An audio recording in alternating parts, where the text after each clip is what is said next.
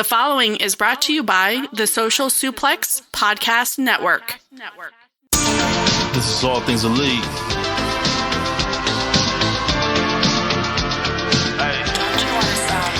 Welcome back to All Things Elite. Load up the pod, man, it's on when we speak. Rich right here, let me warm it up for Austin and Floyd. Couldn't be no one but the boys. When it come to All Things Elite from the fan perspective, swear, man, it ain't no question. Hear from them first. Swear, man, they putting in the work. No, they had to get me for the verse. Social Suplex Network's on. Hours at a time in your headphones. Austin and Floyd on the microphone. Backing out on the rant, getting in the zone. Pulling up the show, give it 7 stars, you already know. Who else could it be but the show with the proclivity for positivity? I'm gone.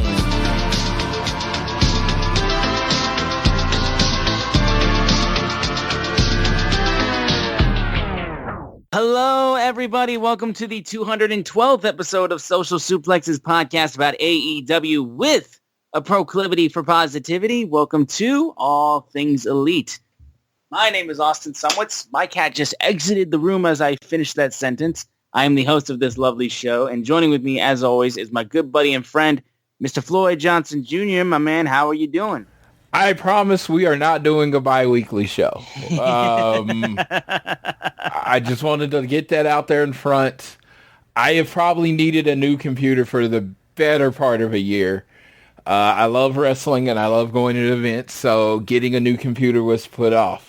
Well, last week we recorded an episode, and Austin, and we're not trying to clap our, pat our hand, pat ourselves on the back. Pat our own back, yeah. Yeah, but I thought it was a really good episode that we covered everything. I thought we had some good discussion, debates, and it didn't record Austin at all. It recorded Floyd. It only recorded me. So it literally sounded like I was talking to myself for 2 hours, and I'd be like, "Ain't that right, Austin?" And then nothing. So, yeah, and unlike the other times, I wasn't able to record like a temp file or anything.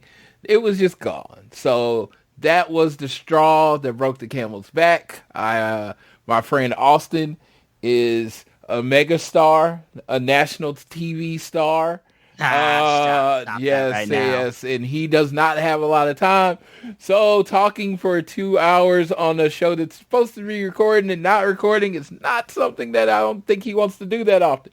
So no complaints from Austin. He's the king. He was like I understand technology fucks up, but for me, I was frustrated because honestly thought that was one of our better shows. Like it just flowed really well, I thought. And hey man, I'll actually real quick. I'll give you a story actually. Because that all broke. You told me last week. On Tuesday, I went to go do some filming stuff because every week we have our game of the week, and for our game of the week for high school football, we interview both teams basically, talk about the game coming up, how they're feeling, how they've been playing, and with it being the playoffs, we had a different element to talk about too. So I went and I interviewed the first team, the home team, got everything, thought everything turned out really good, got some good sound bites and everything like that. Then I went to the next team. And as I'm filming their practice, I'm like, that was a bad shot. So I go to delete a single clip off of my SD card, accidentally format the entire card, lose all the stuff from the home team. Can't get it back. I'm still able to get the interviews from the away team, and we're able to air that on Wednesday, but I literally was just like, I can't fucking believe I just deleted all the shit I just did for the past hour and a half.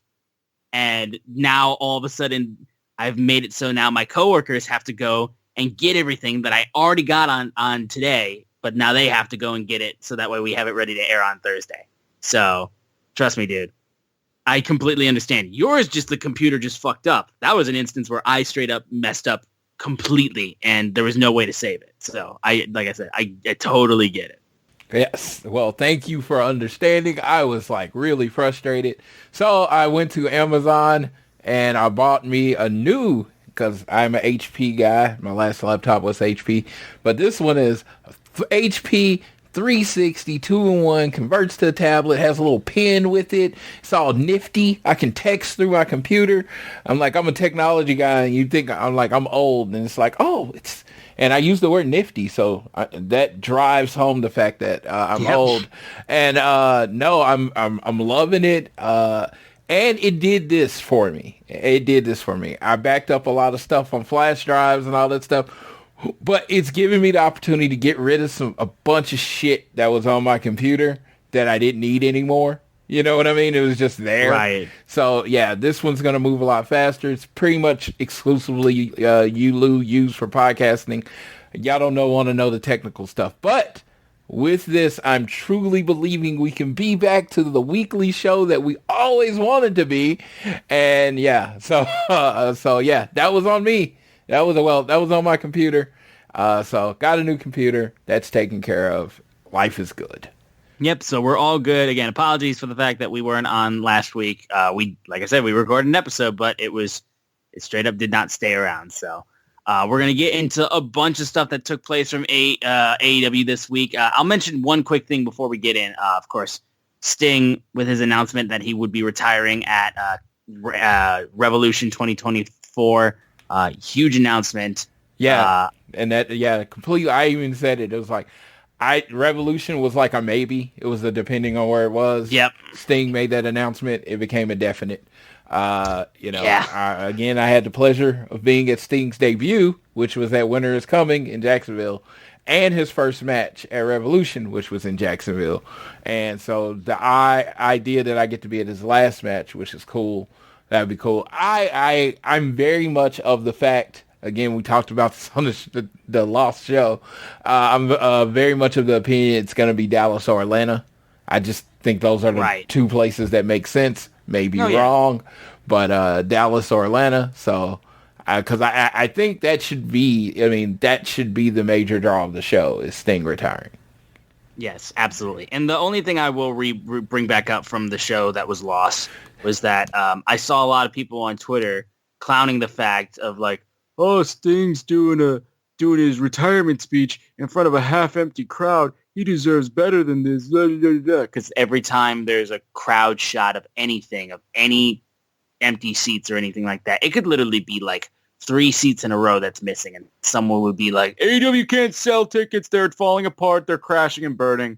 Because, again, y'all just want to see shit fail because you don't want wrestling to be more successful, and having competition makes wrestling more successful. So cry about it, you children. But I would also say, too,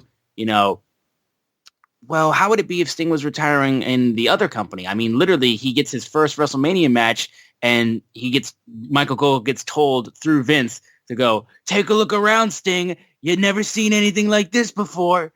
And y'all are acting like, this man wasn't going to retire on a Turner Broadcast Wrestling show. This man wasn't going to retire in a company not named WWE.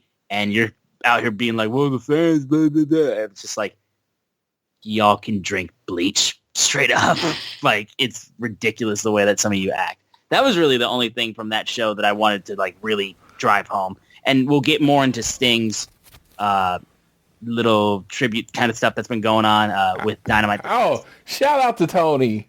Finally, the announcement lived up to the promise. It really did. We got to give him credit. Give him credit. Yeah, for sure. But we're going to get into everything AEW from this week. Before we do, please make sure you guys are downloading this fine show on Google or Apple Podcasts. And if you listen to us on Spotify or wherever you choose to listen to us, please give us a share with your friends, family, coworkers, whoever you wish, and subscribe so you don't miss a single episode of this show.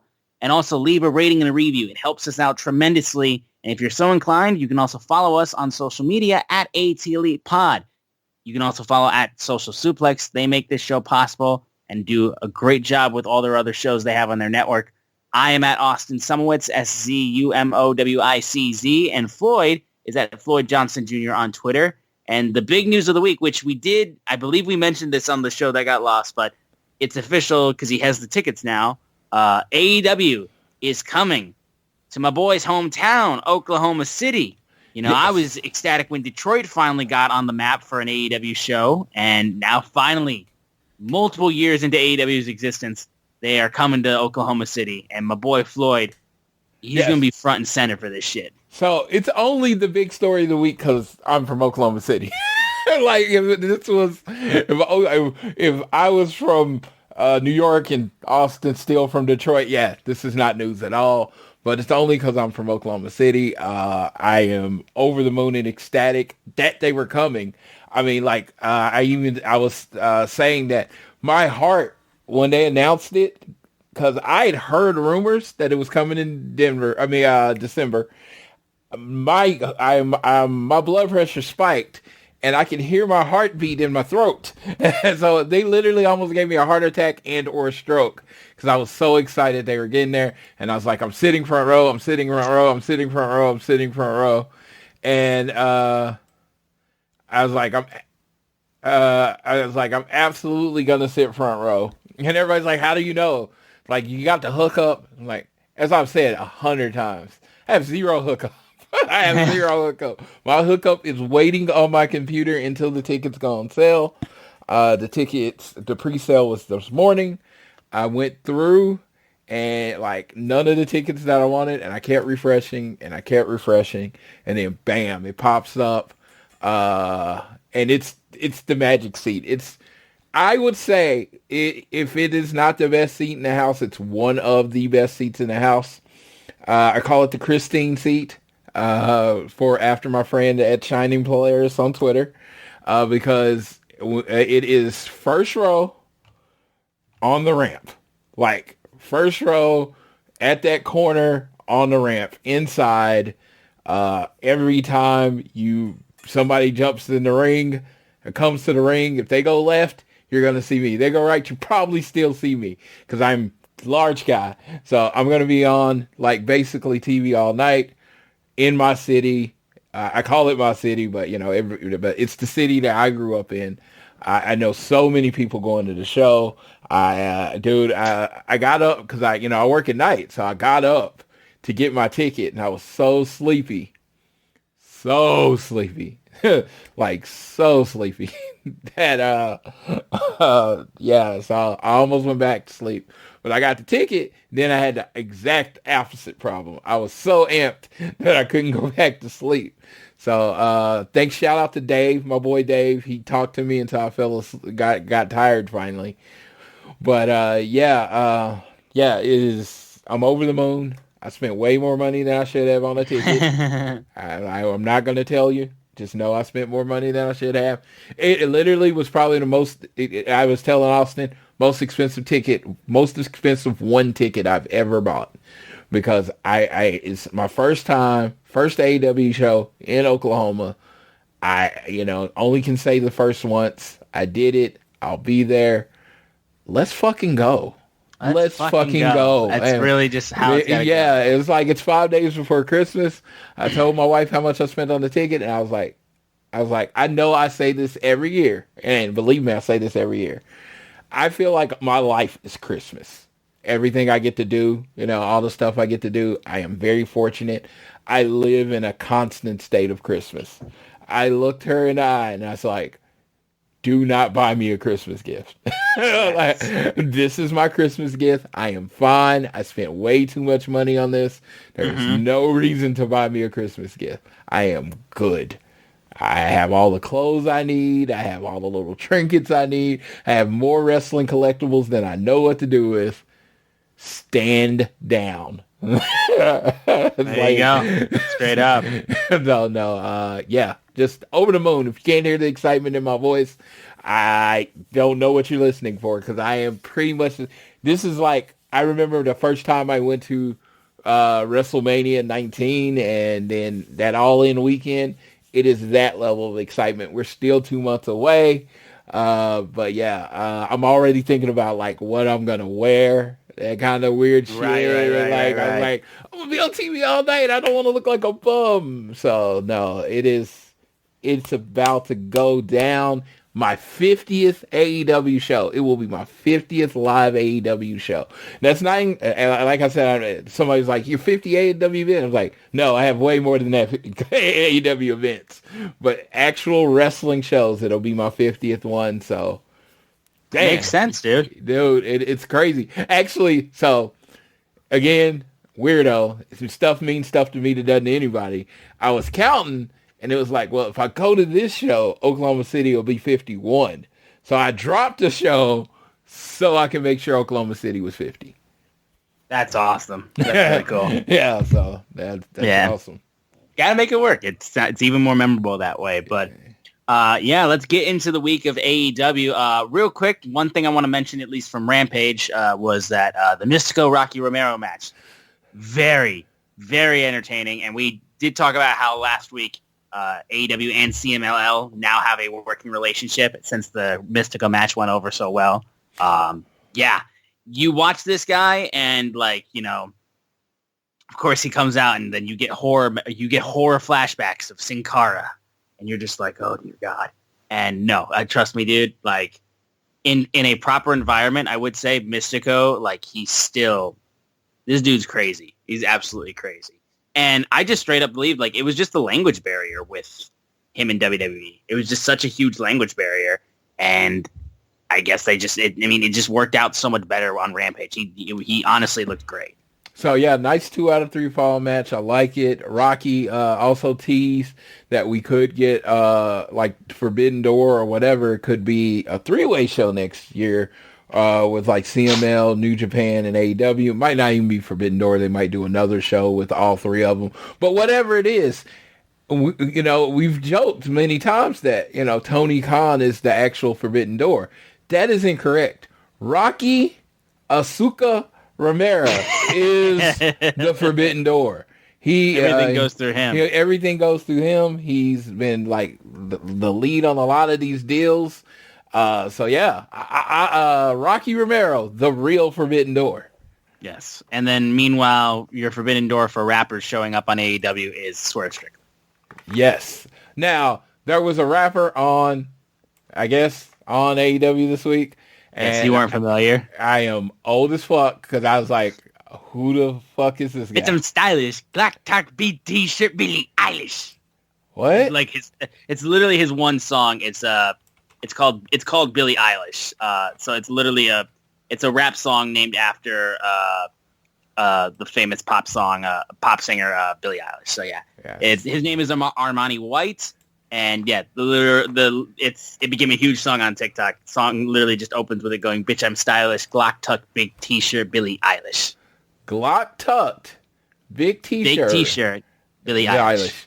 So is Billie Eilish known for having her Glock tucked and a big t-shirt on or something? I don't know. The big t-shirt is literally where the comparison starts because she wears oversized clothing to kind of cover up her body a lot. So. Yeah, I was gonna say, let me tell you. That's his one massive song, and it came out last year. Oh yeah, I am really, really old. Really old.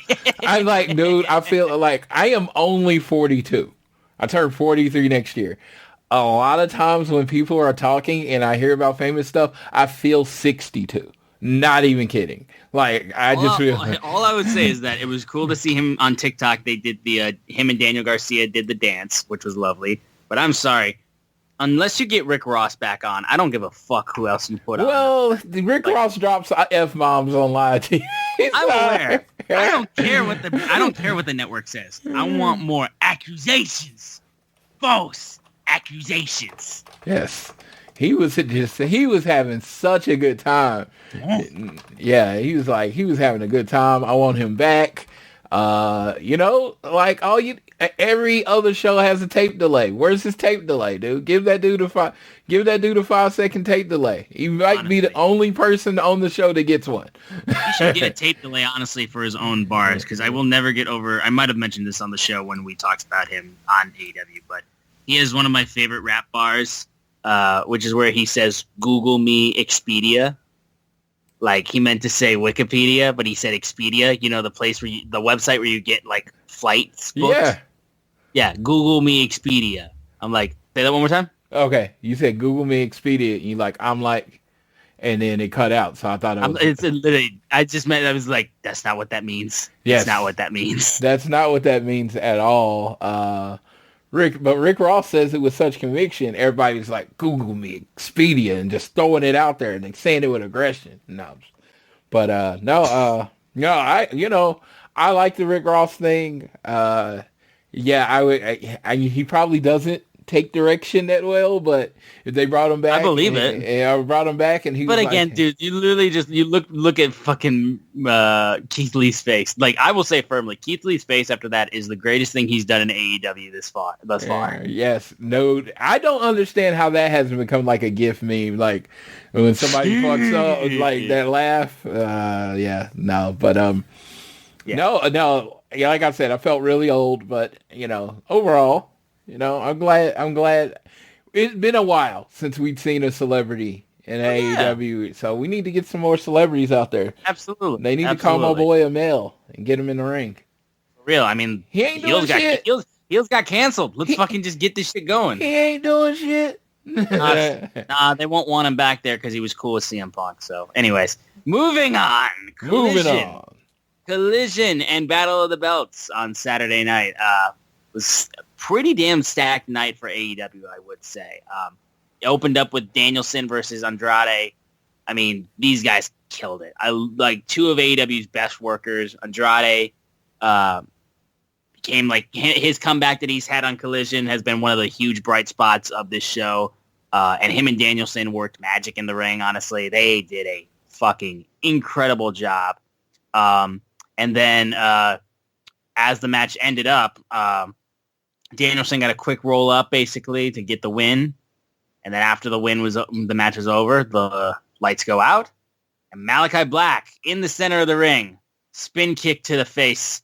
BCC come out to try to save Danielson. And then the lights go out. And then when they come back on, Malachi is gone. So this would be a thing that continued on in the night, I would say. But first of all, as an opening match for a very stacked Collision night, this match kicked ass. Yeah, absolutely. Andrade is talented. Like, if you can't count on Andrade for anything, you might not like his promos. You might like whatever. That dude, when it's time to put on a banger, you give him 15 to 20 minutes and you say, go out there and just put on a match. He's going to kill it. I have become a huge fan of the kick into the elbow then he spins into the elbow. That's one of the most devastating things. For real. And this match kicked ass. I thought this match kicked ass. Bryan Danielson is like, when people say he's the greatest American professional wrestler ever, right? And I'm like, and I know they're generally talking about just complete in-ring work. It's not that I agree. I just can't name anyone better. Yeah. No, I mean, give me time. Maybe I could think of somebody, but like at this point in time, dude, like Danielson is just on another level. Yeah, it's just at this point, it's like when you're talking about the greatest ever, you got to start, being nitpicky and all that kind of stuff. No, exactly. Yeah, I can't think of anything he doesn't do well. He brawls well, technical wrestle. Yeah, it's like whatever type of match you need Bryan Danielson in, he can do. And then Andrade, I remember with the Johnny Gargano stuff, Andrade's work rate has never been in question. So you put these two amazing wrestlers in, and you got a really good match. Because first, I personally would suggest not using the term dream match as much. It's a bit, yeah. Only reason, again, this one is not being critical at all. It's just when you say dream match, right? I want it to be like Okada, Jon Moxley, or even if it's happened in New Japan, but it's like a match you like, oh man, you could never see. And it's just like, I imagine Bryan Danielson and Andrade was a dream match to someone, right? Yeah. But can you just say first time ever, right. Long anticipated match or something? Save dream match for those big moments that you don't want the word to lose its meaning. You don't want the word that's what it is. You don't want the word to lose the meaning. You want it to be special. Like, no problem with the match. I thought the match was great. Don't get me wrong. And this is one of those things. It's just a preference. I don't think it brings anything down. I don't think it's ruining wrestling. I have no hot take. I'm just saying, as a preference from a fan, I would like you to save it for bigger moments. No, yeah, like straight up. Moving on, we'll move over real quickly. The only thing I wanted to mention on the Bullet Club Gold and Outrunners match was the fact that after Bullet Club Gold got the win, the lights went dark again, and then they saw a man in a devil mask pop up, and he was watching on from somewhere in the arena, and then Jay White was like absolutely like stunned, and the crowd was chanting MJF. So, crowd, you're not helping his case. I'm just telling you, like, he's denying it constantly, and you really aren't helping his case. Snitches get stitches, y'all. For real.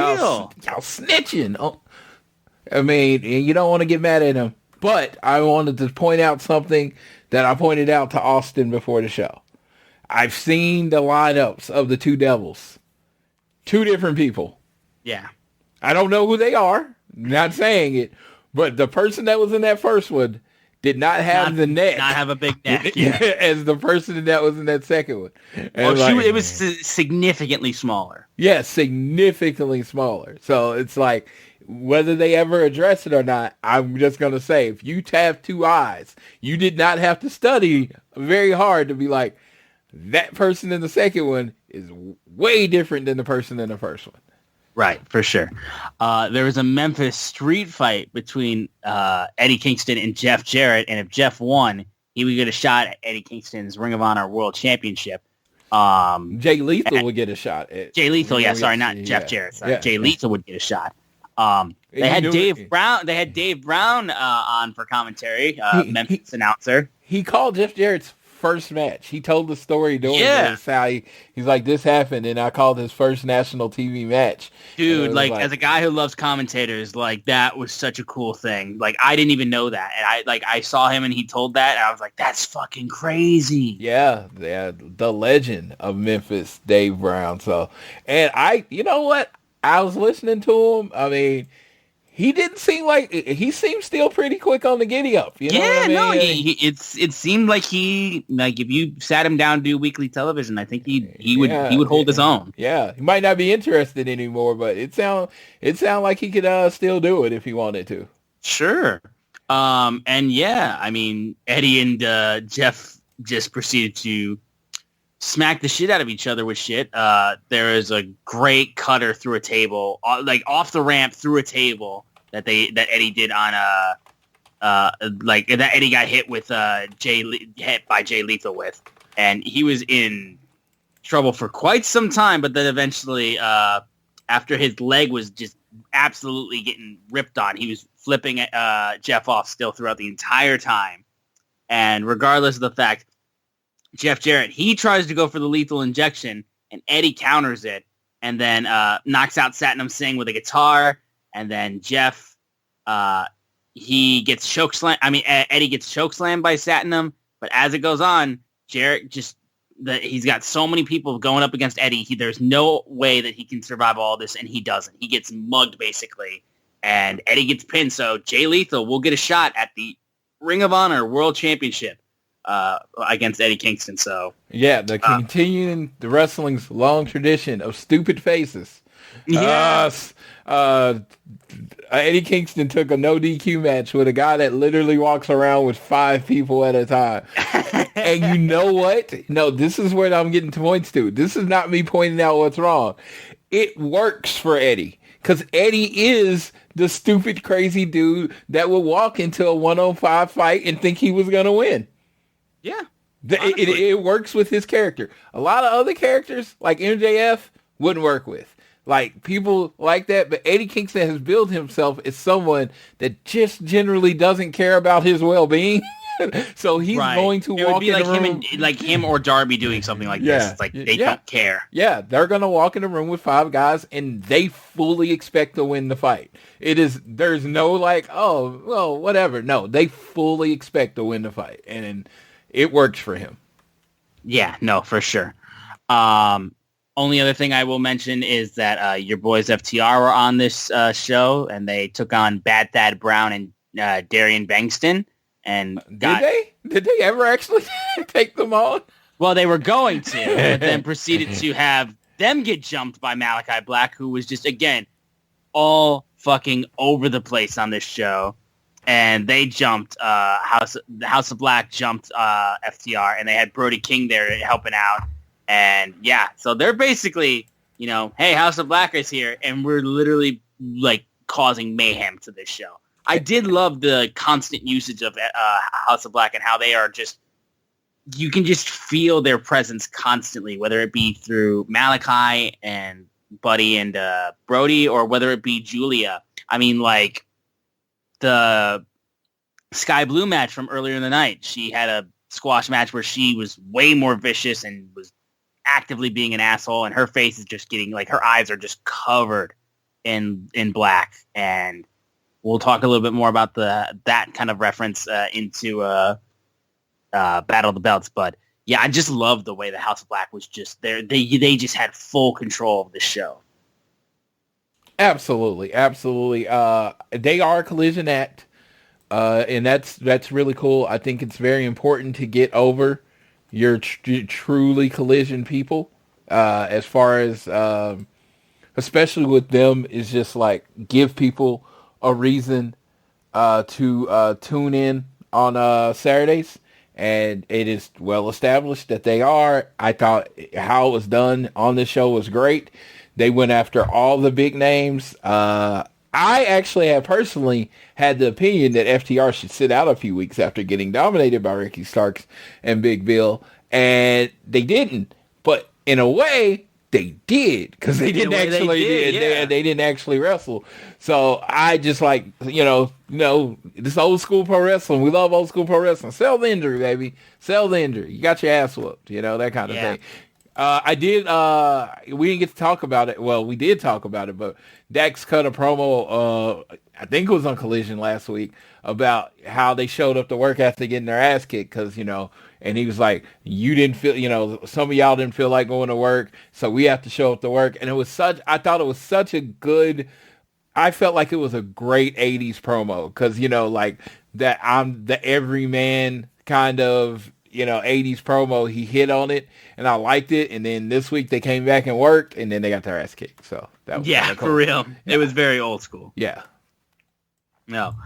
Main event of Collision, the AEW Tag Team Championships being defended by Big Bill and Ricky Starks and Claudio and Yuta. Honestly, really solid match. FTR trying to make sure that the match was evened up as the House of Black was circling the tag champs basically after the match was over, and they were basically outnumbering everybody basically with the heels.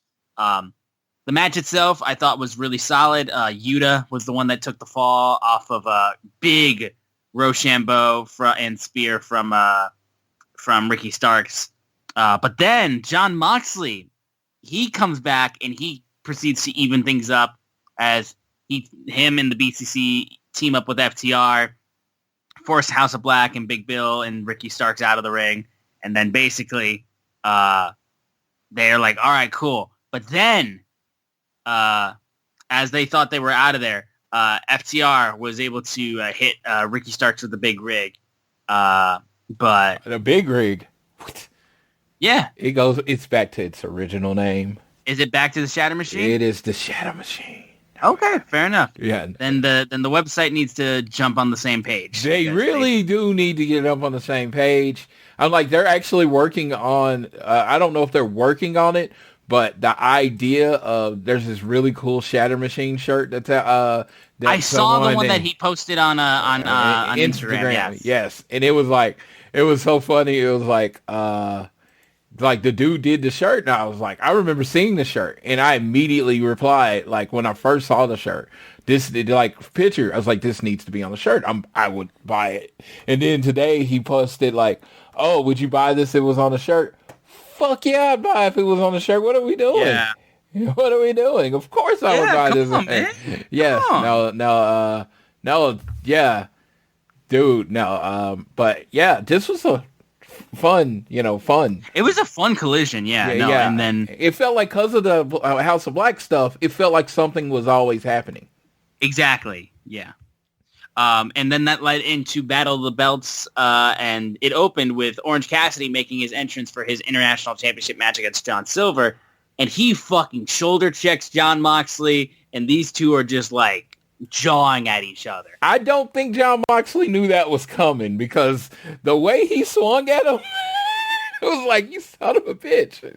You Oh, God. motherfucker. Yes, it was one of those moments where it's like, because, you like the whole suspension of disbelief. I talk about it all the time. That was a great suspension of disbelief moment because I really thought, I mean, if he wasn't, man, that man's an amazing actor because I thought John Moxley was pissed. I thought he was ready to fight that guy right there. Oh, straight up, dude. Straight up. Like, and when I say I thought he was pissed, I didn't think he was like wrestling, hey, I'm playing a role pissed. I thought he was going to actually kill that man. So that was really cool. That was awesome, honestly. Going into the entire night, though, I would say, Battle of the Belts was fine.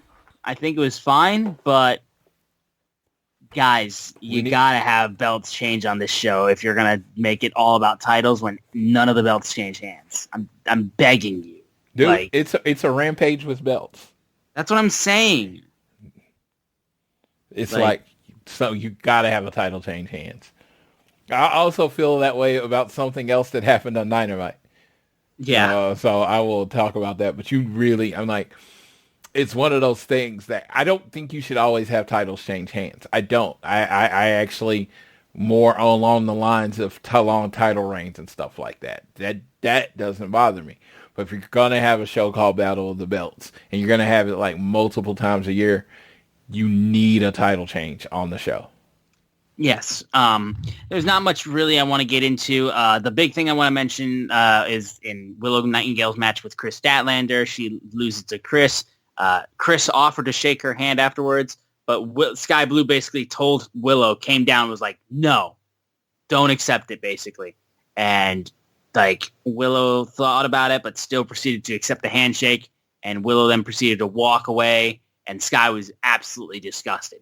So Sky's already well far gone in terms of this House of Black shit. Willow, there's a little bit holding on, it seems. That I liked. I wasn't expecting it because I thought Willow was going to immediately be like, nah, fuck you. And then those two walk to the back and then it kind of solidifies oh yeah, here comes the turn. Well, if you notice, they're telling the story with the eye, right?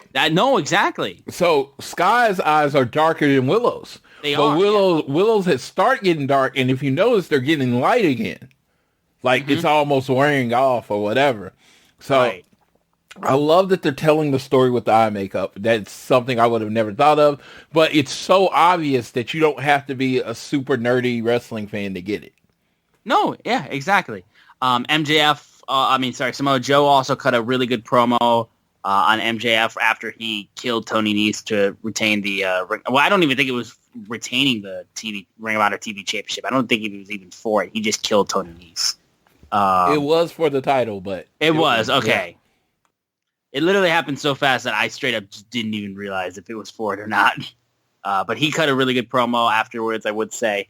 But yeah, other than that, Battle of the Belts itself, it was a fine enough show, but like Floyd said, it's literally just a Rampage filled with title matches where the title doesn't change hands. So, you gotta throw us a bone or else don't do these shows anymore.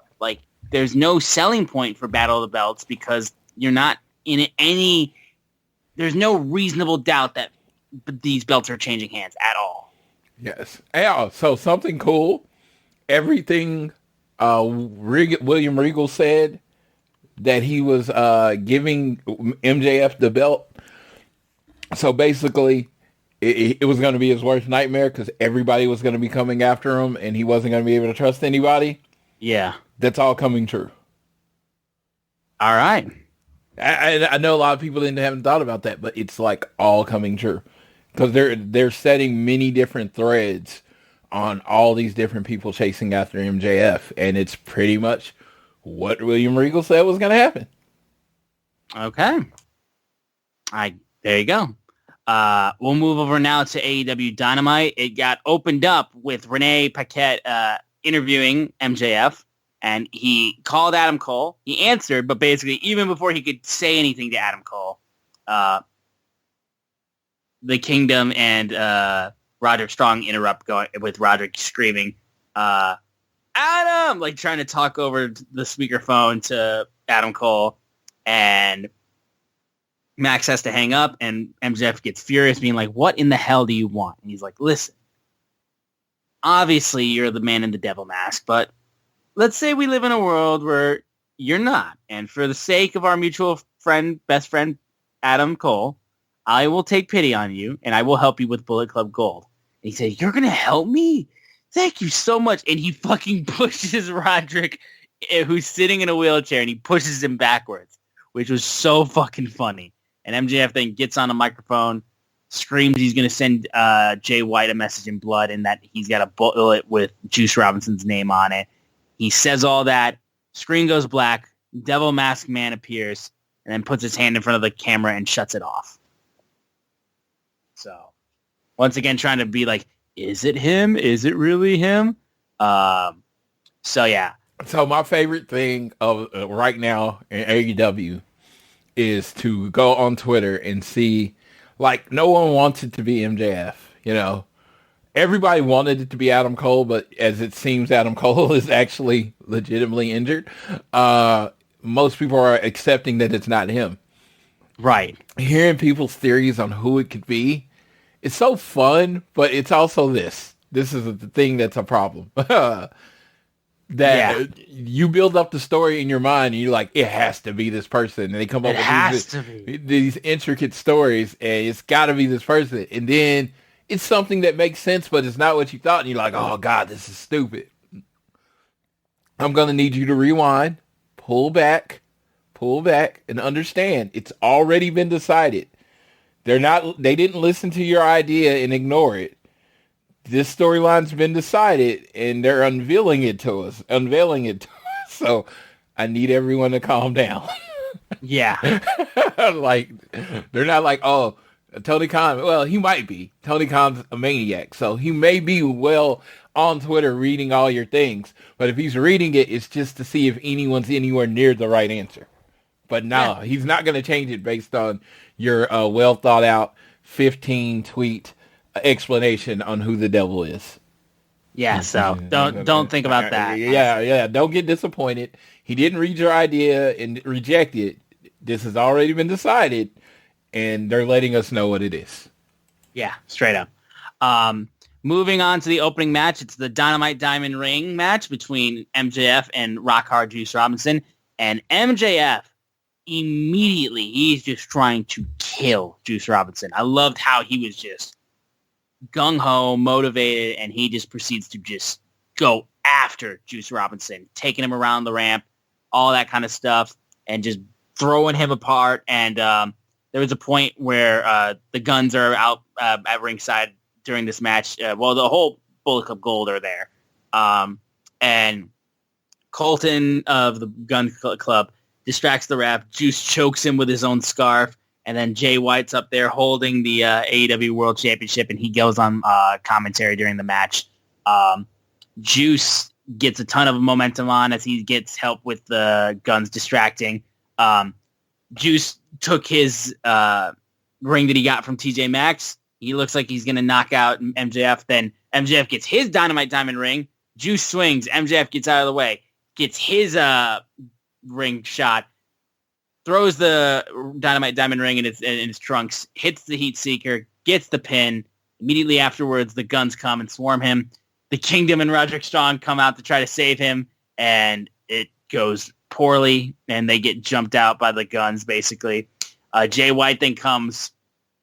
And then eventually, finally, as everything is going down, the Acclaimed and Daddy Ass come out, and they force out Bullet Club Gold and finally give a little bit of help to Adam Cole. And Jay White proceeds to be like, forget about all this because focus on the only thing that matters, which is the man standing with the Bang Bang belt, and you will never get your grubby little hands on it because I will pummel your face into the ground, and you will breathe with the Switchblade at Full Gear.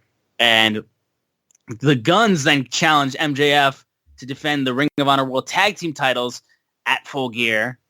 And MJF proceeds to be like, you got it, and I will see you at Full Gear, Jay White, but I'm not waiting that long to get my hands on you. But next week, you 4 versus me and 3 tag partners of my choosing, and when I win, you give me back the Triple B. And Roger goes, Max, you're obviously going to pick us, right? And I'm like, yes, he's going to pick the man in a wheelchair with a neck brace, obviously. That's such an easy thing for you to figure that out. And Max then proceeds like, Max Caster then goes, so you're picking us then, right? And he said, listen very carefully, Caster. Known you since I was 18, and I never liked you. And if you think I'm going to tag with you, you've got another thing coming, because I will never tag with you. And Max Caster goes, so you're saying there's a chance? And he tries to get him to scissor him real quick, and he just walks away, and he's like, not a shot. And because of that, Daddy Ass wants to kill him. And then, as if this segment didn't have enough shit going on, here comes this Kenny Omega. And they face off. And Max is getting told by Kenny Omega, being like, you seem to have a lot going on here, but I want something that you have. And I got something that you want. So if you're the type of scumbag that I think you are, you're going to laugh at my face. But if you're the kind of champion that these fans want you to be and you want to be, you'll hear me out. I deserve the right to defend my streak, my AEW World Championship longest reign streak, again, try to get that belt back. And if you're truly better than me, don't be afraid to show it. And MJF goes, Cleaner versus Devil, Saturday night on Collision. May the best man win, and he will. And Omega says goodbye, good night, and goes, 3 days, bitch, and walks away. The match itself, I will say real quick, was good. But holy shit, this segment had a ton of stuff in it. Like, Jesus Christ. Like, MJF is involved with so much shit, like, surrounding everything. It's like, you feel like you got to take notes almost. Dude, targets, like, you know, I would love somebody to make a picture with a bunch of red dots pointing at MJF. Honestly, seriously. Because that's what it looks like. He is dodging bullets from every way, and it's like now he has to find 3 people that he quote unquote trust to 3 people that he trusts to go fight the Bang Bang Gang, and it's just like, I mean, I know the 3 people I would pick. Right. Because there's this former group that if you look at the top of my figure set, there's 5 guys that are amazing at professional wrestling. They were called the Pinnacle. And Sean Spears doesn't seem to be doing nothing these days. FTR doesn't like the Bang Bang Gang anyway. There you go. But I don't know who it's going to be. That's the crazy thing. Because he's literally told the 2 groups that have offered to actually help, he has told them both no. So exactly. It's like, and not a lot of other people like him.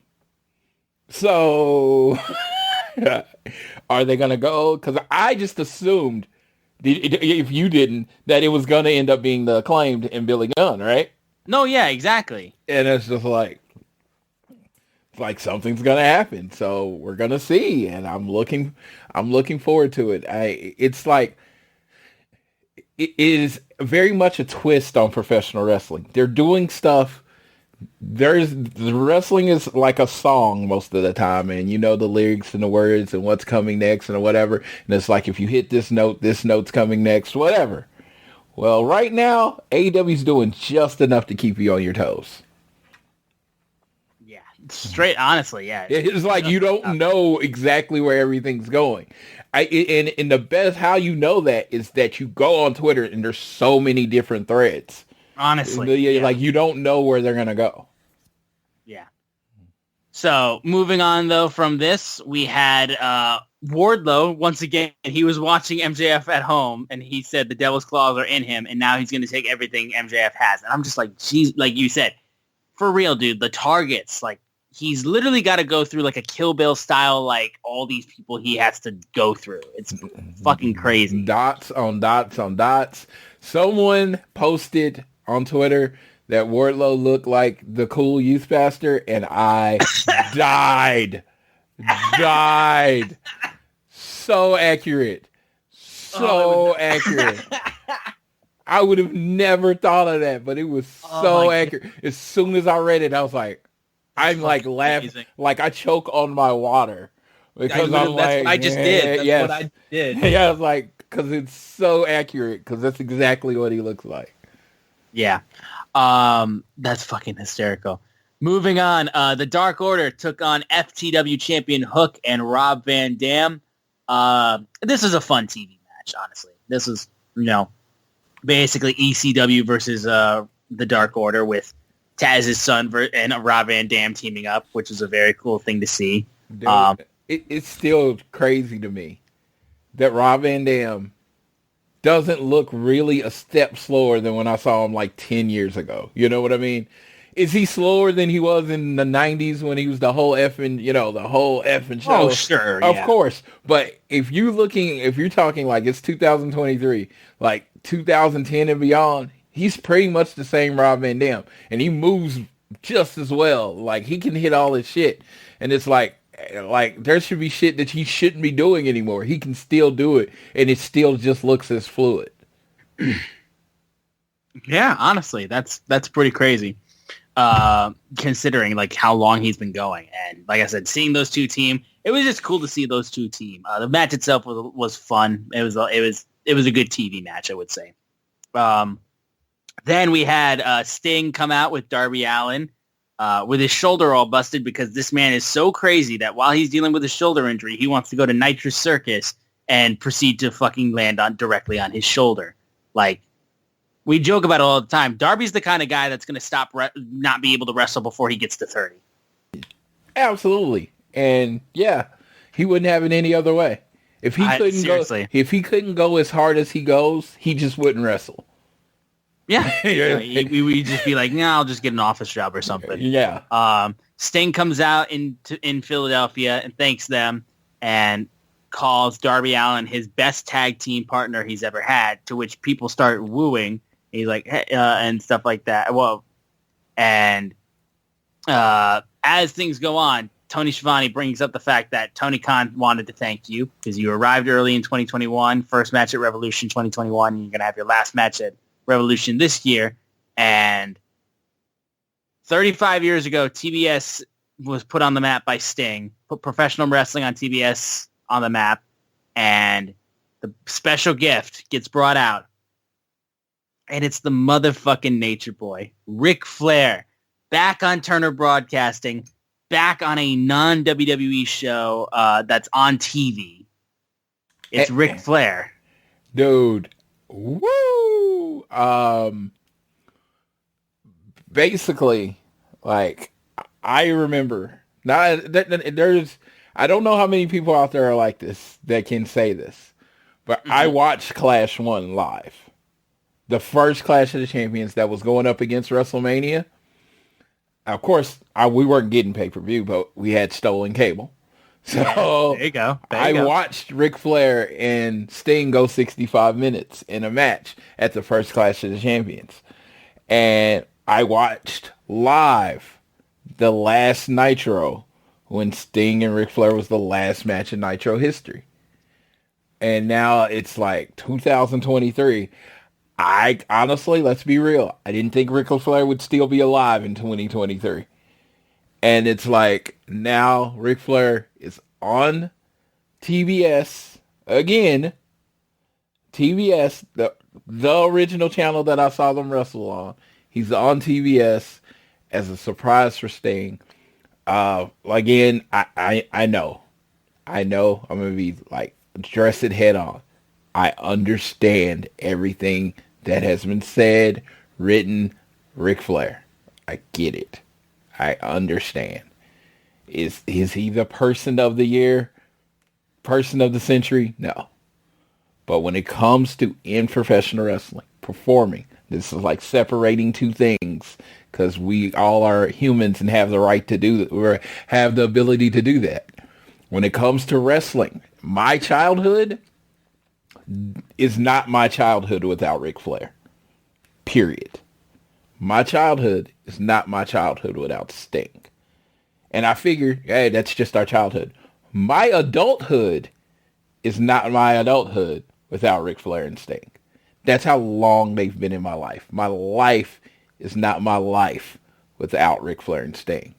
So to see Sting, Ric Flair, on TV, on TBS, the Superstation, as they call it, as they once called it, in 2023, headed towards Sting's last match, pretty much, a little over a year after Flair's last match, dude, that meant everything to this old man.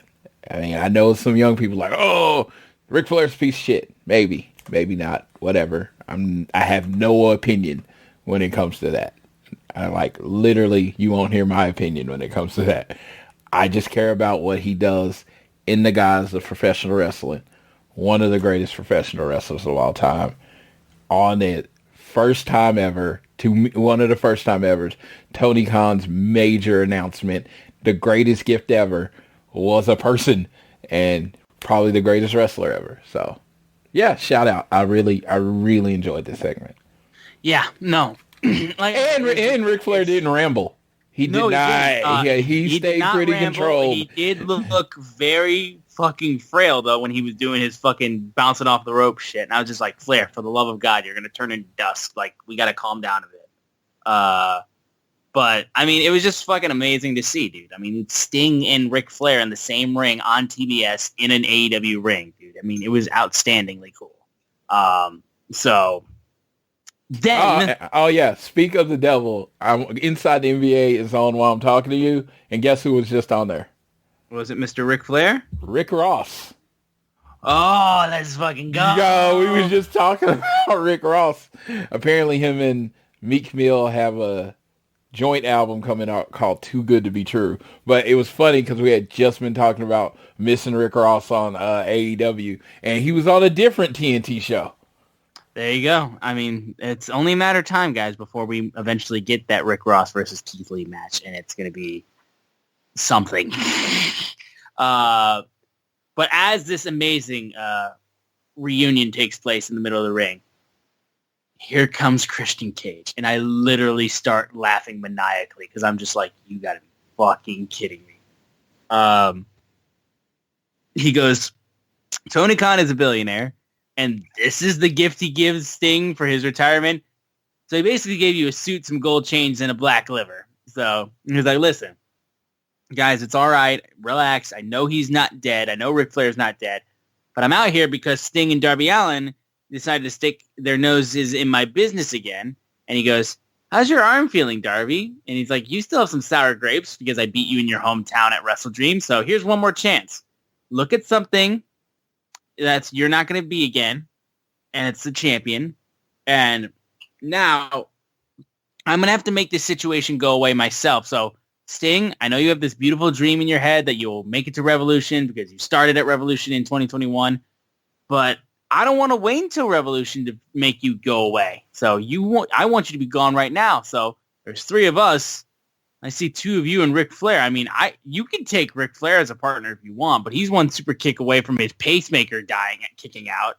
And he goes, full gear, get you yourself a partner, and your retirement will come early, and it's going to be a funeral. And Sting basically goes, we're going to find a partner, Darby and I, and we accept your challenge. So it's going to be Christian, Nick Wayne, and Luchasaurus versus Darby, Sting, and a third.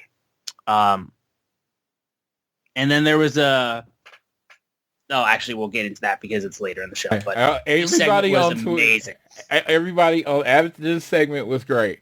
Everybody on Twitter that asked, who do you think the third person will be, made me so angry. Yeah. Because it's so fucking obvious. Like, what are we doing?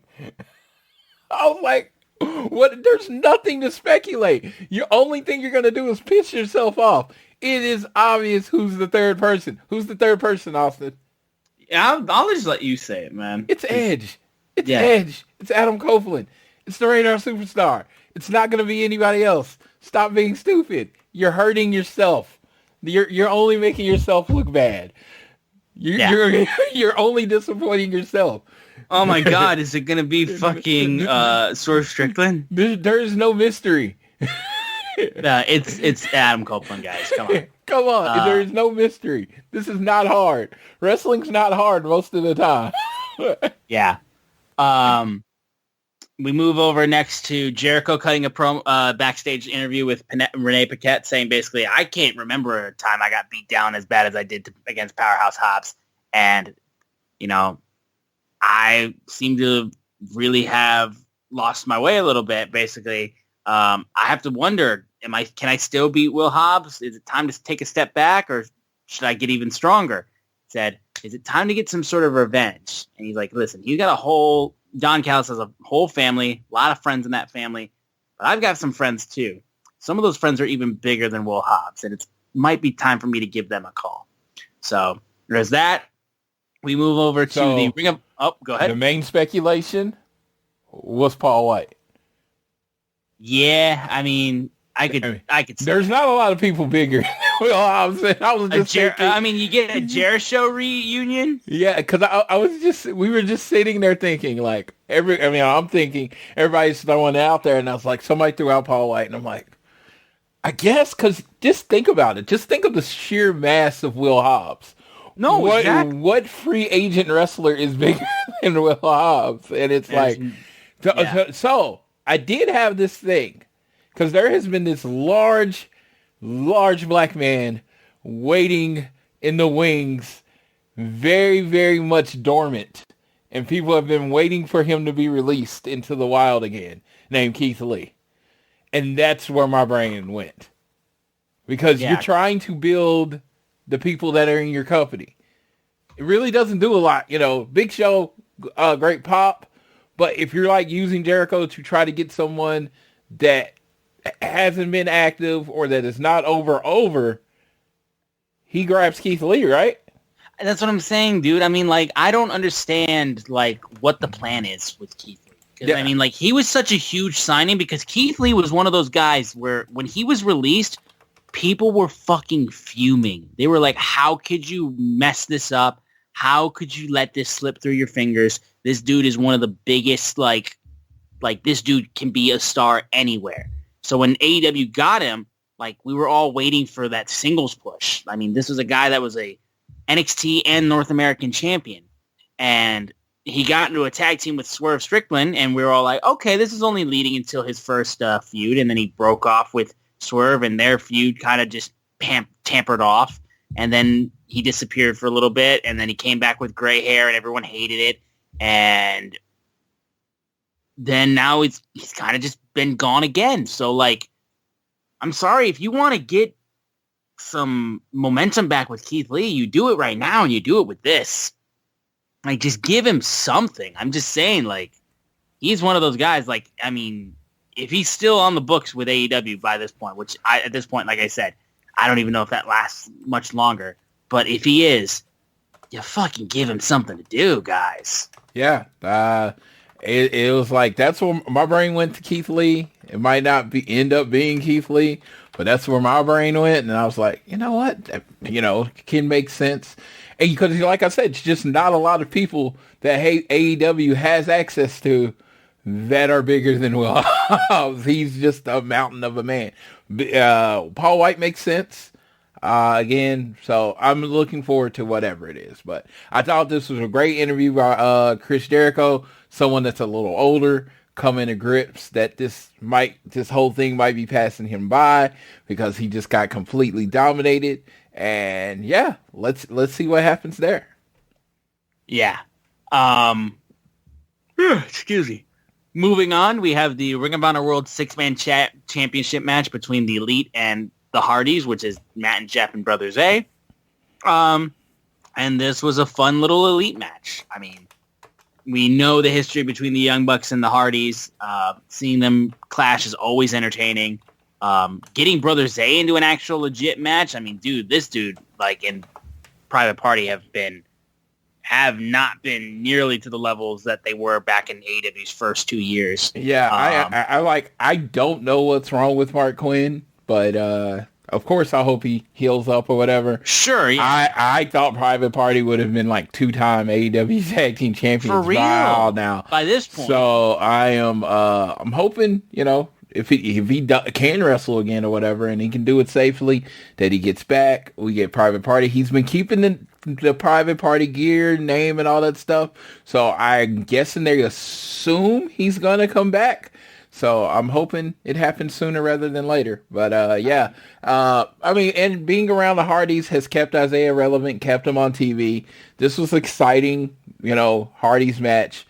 I am of the opinion, as much as I love the Hardys, as much as I loved the Hardys at one point in my time, every moment they're on the screen is someone else could be on the screen. I mean, I'm just like, I feel like they had their time, and it's like, whatever. Maybe I'm wrong.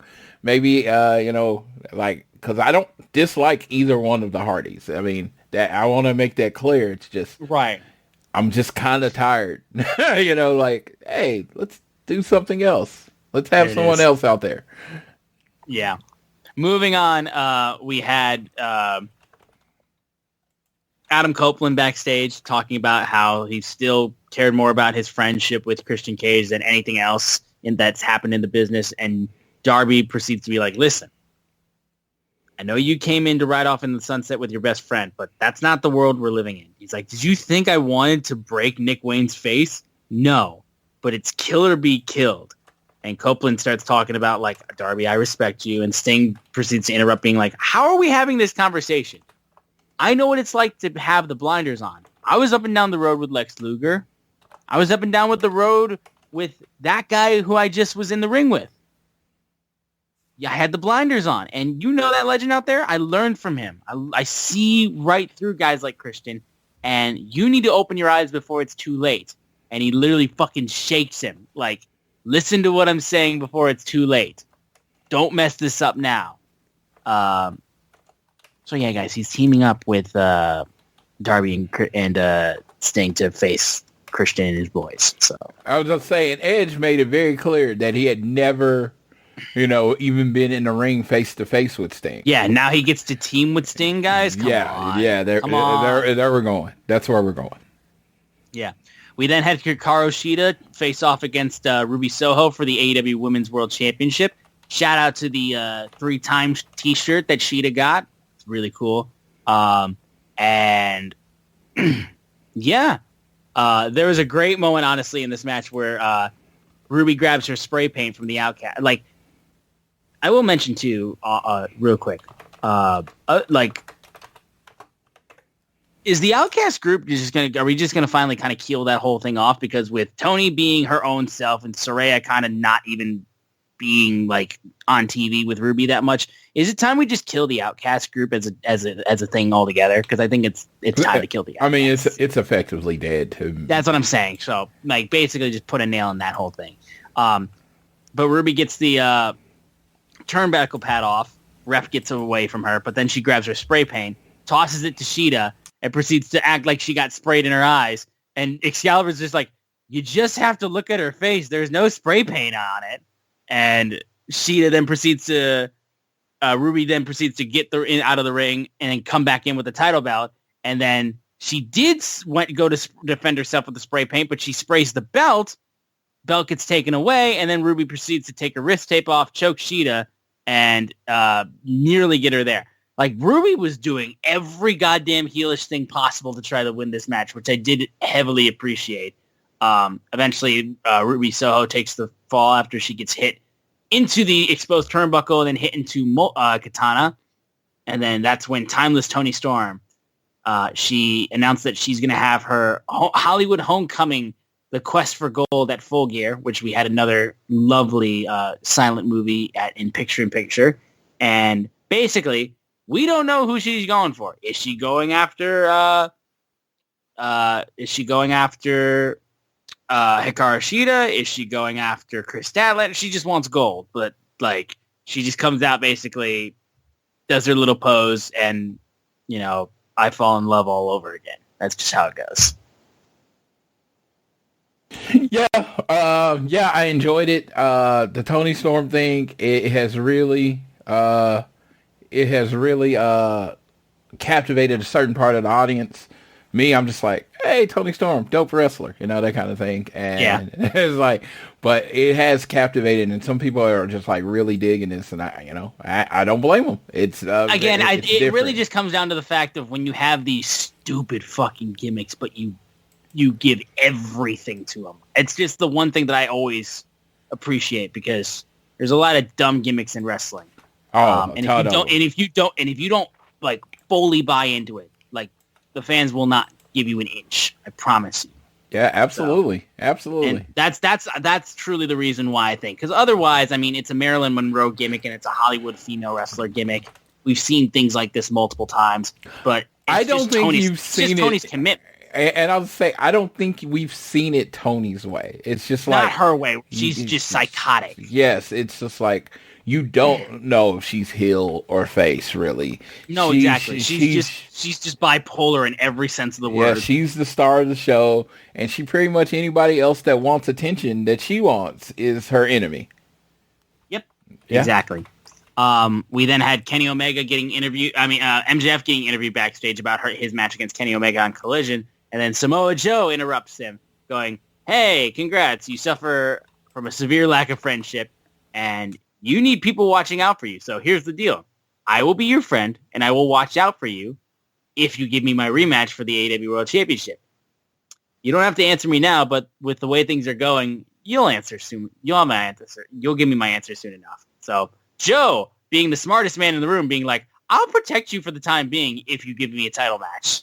Like, 40 chess move right there by Samoa Joe. Like, there's a reason why this man is as good as he is. That's what I was thinking. Like when I'm always thinking forward. I'm like that the 3 people that end up tagging up with MJF, he gets all 3 of them by promising on them all title shots, and then all of a sudden it becomes a 4-way or something. Yes. So that would be yeah, that would be wild. But main event time, and we get into Orange Cassidy, the international champion, teaming with Kazuchika Okada to face Bryan Danielson and Claudio Castagnoli of the BCC. This was a lot of fun. Honestly, and it's the dumbest thing. The biggest thing I took away from this match was the Okada Rainmaker pose. Zoom out of the camera. And then Orange Cassidy slowly walks in and hugs Kazuchika Okada, and they do the same fucking zoom out. I was losing my shit over that. And Okada's just like, okay, sure, I'll accept the hug. Yes, because when they zoom out, that's give the people what they want. It's not, yeah. I love the fact that we got Danielson and Okada back in the ring, considering what we had with their Forbidden Door match. Danielson afraid to get in the ring with Okada. Yeah, he didn't want to hurt himself. Yes, I dug Okada that. hurt this man, and he was concerned. Yeah, he's like, no, I'm not getting back in there with you. You're going to hurt me. Yeah, love that storytelling in that match. As the match goes on, they're just going back and forth, and Claudio is swinging people around and uppercutting people to death. But eventually, he proceeds to get in there, uppercuts Okada, then throws a big uppercut, like a jumping uppercut to Orange Cassidy, and he pins Orange Cassidy, and then it confirms next week on Dynamite we will be getting Claudio versus Orange Cassidy for the International Championship. And there is a match that I have all the hope going forward that we get a fucking banger in that. I don't even care if Claudio wins or loses because, dude, that's a damn good mid-card title match for Dynamite, I would say. Like, that has me hyped. Because I'm surprised in this time being that Claudio Castagnoli in its time period with the BCC has not gone after a single championship in this company. Because, god damn it, man, this guy, he can be a champion anywhere. So I'm just saying, like, it's about time this man at least got a shot at one. OC, you're going to have to go through the BCC to get to Moxley. Because that's the goal. He doesn't feel like everybody's like, why didn't he get excited? He doesn't feel like the champion until he beats Moxley. Until he beats Moxley. So he's got to go through the entire BCC. And after the match, best friends Rocky Romero and Hook came in to check in on Orange. And like I said, he was kind of just not all there. And he wasn't really paying them much mind. So laser focused on beating up John Moxley. Mm-hmm. Which is completely different from anything that has been presented as Orange Cassidy. Yeah, so it's going to be really cool to see this man driven and actually caring about beating somebody that bad. Yes. But that was AEW Dynamite from this past week. Going forward on Rampage this Saturday, we have the big match. The big match is Ortiz versus Santana. We'll talk about the rest of the card. Yeah, but real quick, we're going to hear from MJF and Kenny Omega for their match on Collision. Kyle Fletcher versus Konosuke Takeshita, which should be a banger. A four-way between Sky Blue, Willow Nightingale, Anna Jay, and Abaddon, who, nice to see her back on TV again. And the winner gets a shot at the AEW Women's Championship on Collision. And then, yes, Santana versus Ortiz. The reason I'm so excited about this is because this has been a Rampage rivalry. It has been. No. They haven't talked. Put out a timelines video on YouTube basically talking about these two guys. Yes, and it's just been done on Rampage. And this is what I think each one of the shows needs. Something to make the show. I know Rampage is pre-recorded. You could go on and read the results. But let's just say you're a person that ignores the spoilers. Give me a reason to stay up that extra hour on a Friday night. Give me a reason, if I'm younger and I was going to go out, give me a reason to delay going out for an hour.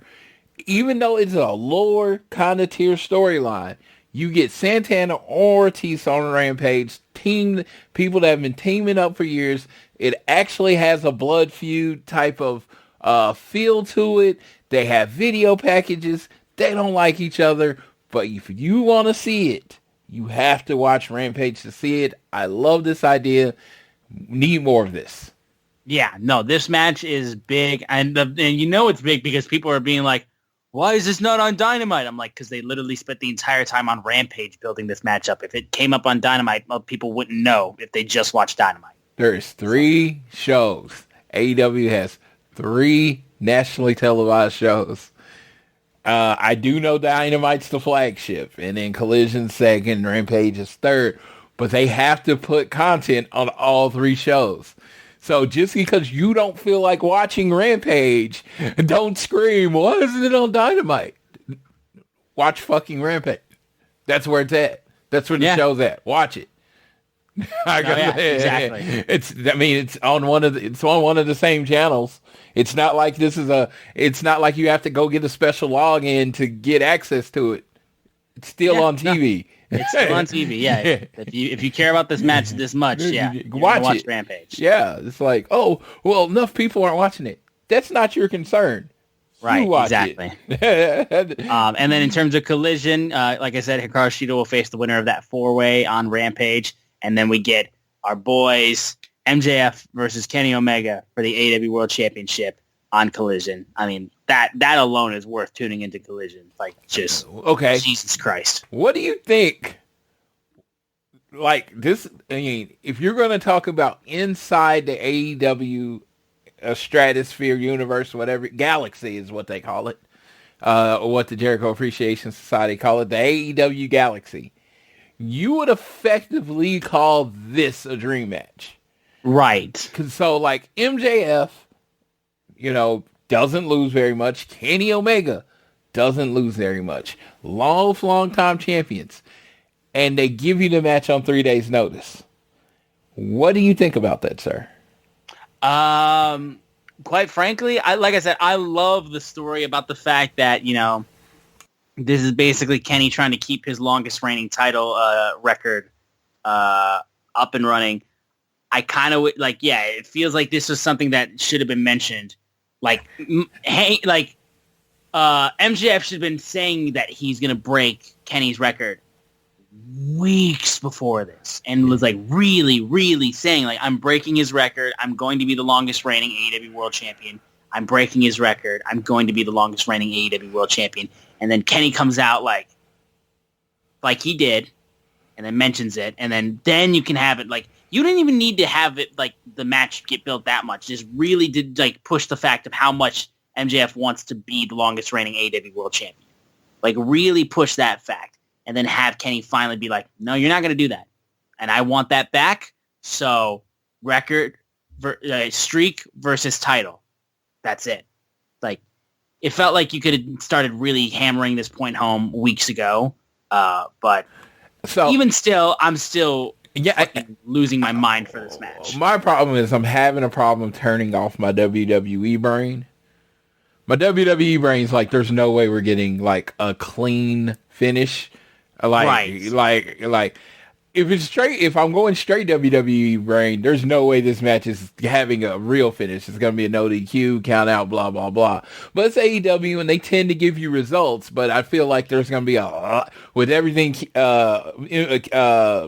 when everything MJF is going through and everything Kenny Omega is going through with the Callis family.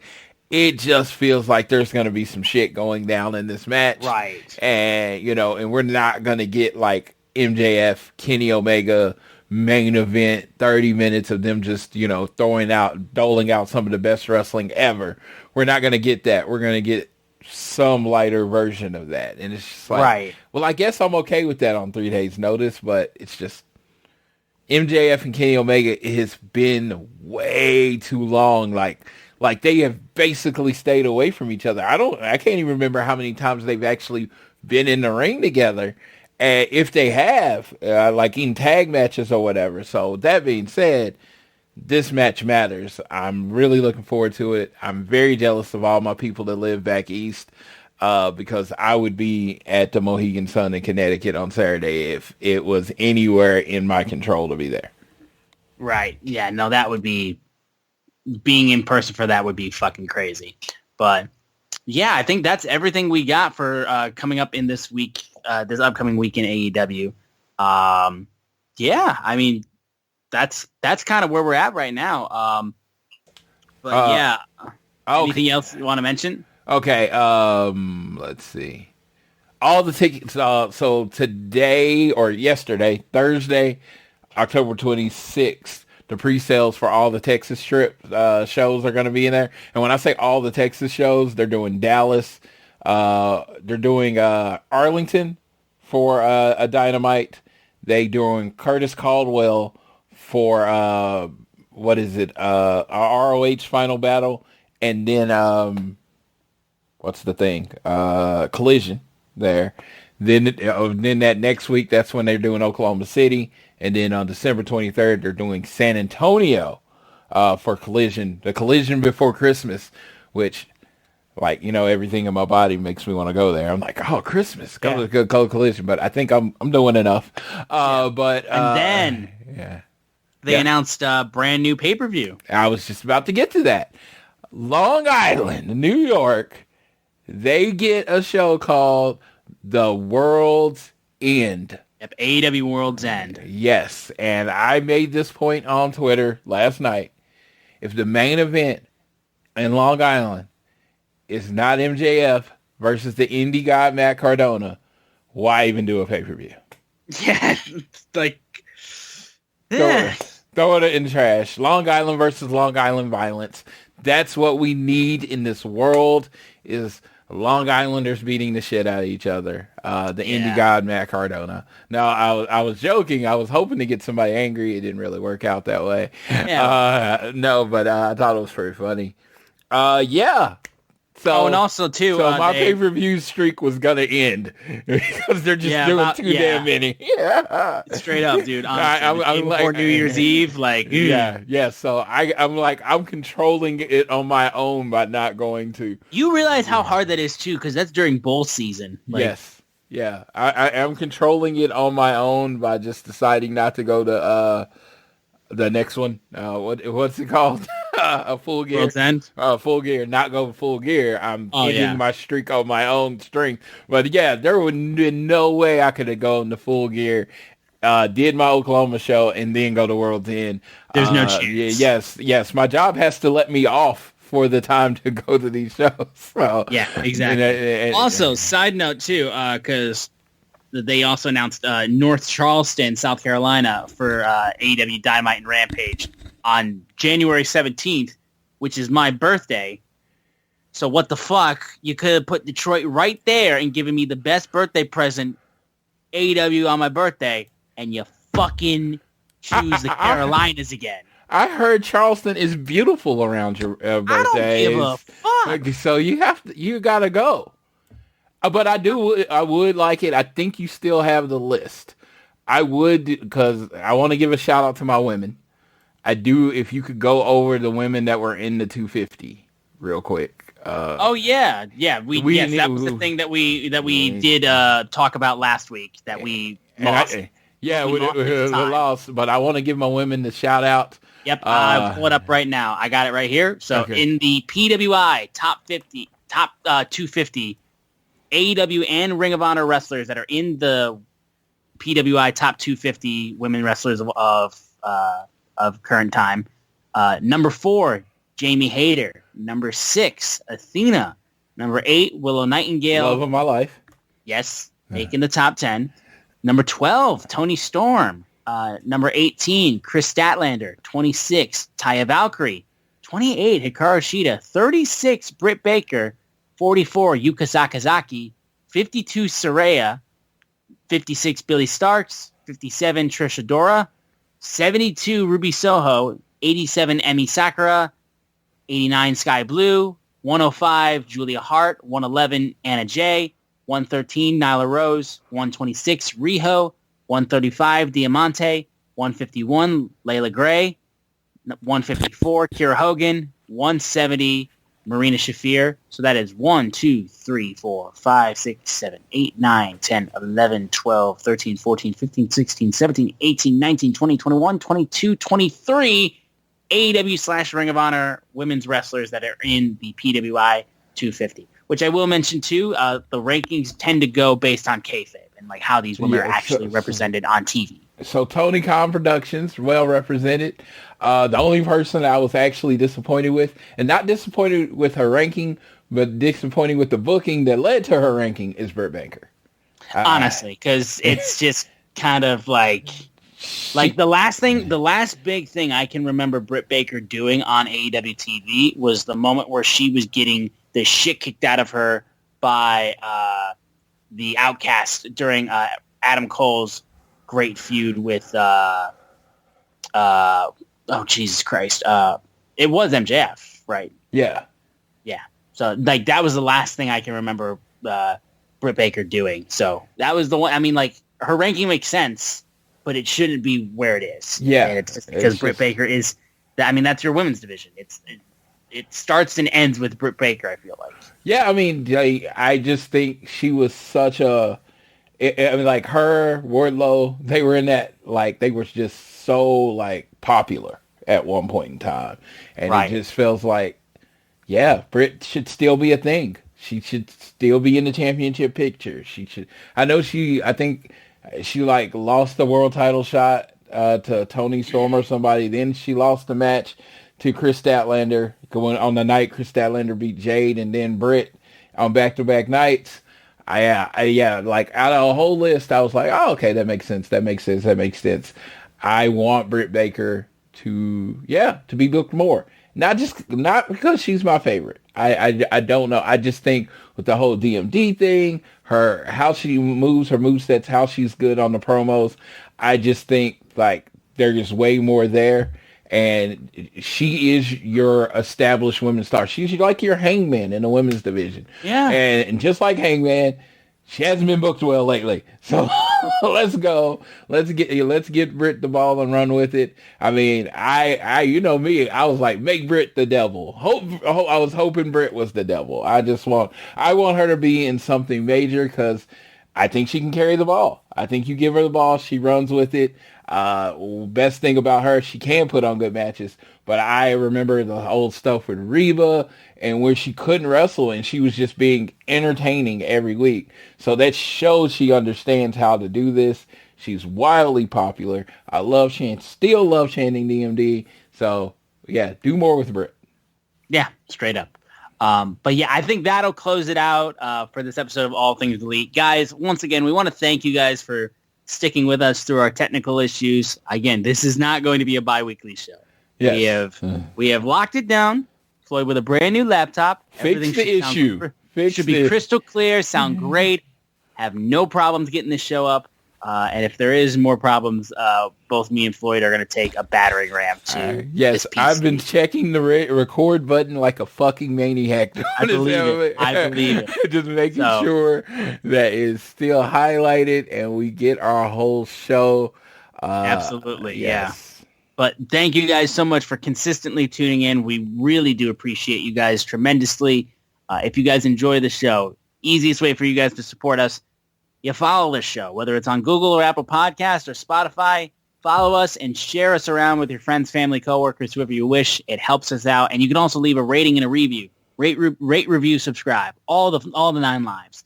And follow us on social media. We are at AT Elite Pod on Twitter. You can also follow at Social Suplex, who make this show possible. Check out all the other shows they have on their network. I am at Austin Sumwitz, SZUMOWICZ. And Floyd is at Floyd Johnson Jr. on Twitter. And with that, I will let my boy Floyd take us home. Everyone, have an amazing Halloween. One of the best holidays of all time. I will be watching as many Halloween movies and horror movies as I can through my busy time because high school football playoffs start this week. I don't really have much time. So, shit's been busy. But I hope you guys enjoy Halloween. And I will let my boy Floyd take us home on this episode of All Things Elite. Okay. Halloween. Happy Halloween to everybody. As a Halloween gift to me, tag me at Floyd Johnson Jr. with you throwing away a bag of candy corn. Because it's disgusting. It's terrible. No one should eat it. Grab a Reese's, a Kit Kat, pretty much anything. I would rather eat vegetables than candy corn. So there you go. Yes, if I went to a house and they were handing out apples, and it's like you can have an apple or a candy corn. Apple all day. So candy corn is trash. That is my Halloween take every year. Candy corn is trash. And yes, those are the real devils on Halloween, people that hand out candy corn. But no, I hope everybody has a good time. If you happen to listen to the show and you cosplay as wrestlers or anything like that, tag us in it. We'll share it on the All Things Elite account. I fucking love this time of year. I love when everybody dresses up and gets into the theme of things. I hate horror movies, so shout out to everyone that likes them. But go ahead and watch them. Yeah. My favorite Halloween movie is let's see. I can't even think of it. It'd probably be some kind of romantic comedy around Halloween because I don't do horror. I like to sleep. No, like The Great Pumpkin. That's Charlie Brown? Yes. The Great Pumpkin, Charlie Brown. Yes. Give me that. Give me something nice and light. Maybe a Scooby-Doo mystery or something like that. That's what Halloween is to me. But thank everyone for listening to a moment second. Anytime on the show that you have, understand we are the longest reigning fan podcast of AEW in existence. So keep listening. Download us on the personal feed. We love you. Be nice to everyone. That's my whole thing. Just be nice to as many people as you can. Be the light in the world that you think should be there. And with that, I leave you how I always leave you. Whether it's home, work, or school, always do your best to be elite.